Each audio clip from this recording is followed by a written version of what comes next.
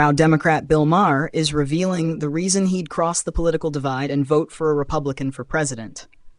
If this is where the Democratic Party is going, this obsession with Israel, with the Jew-hating, with they don't believe in capitalism, no prisons.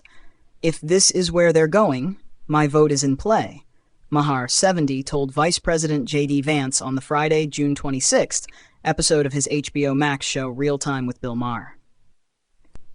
It's either going to be you or Rubio, the comedian continued, referring to former Senator Marco Rubio, who memorably and somewhat viciously ran against President Trump in the run-up to the 2016 presidential election, but who now serves as Secretary of State under Trump's second administration.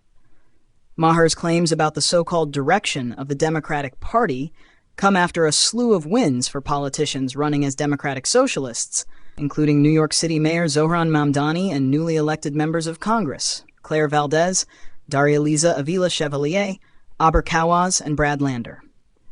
Here's my deal breaker for your side, Maher continued to Vance, 41, before describing the reason why a Republican candidate could not secure his vote. Under Trump, you guys have two outcomes that an election can be. Either we win or they cheated. That has to stop. And that means the person who has to stop it will be you.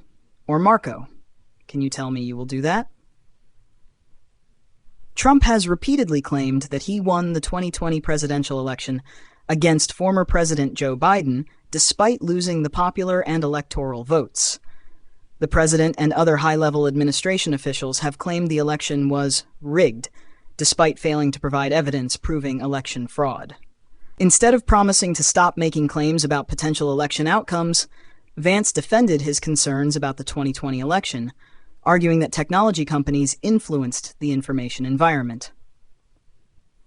Okay, Bill, so this is where I'm probably going to lose you there, Vance responded.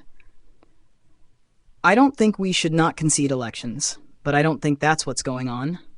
The biggest criticism I had of the 2020 election is that you had technology companies that were quite literally censoring negative information about the left and promoting negative information about the right.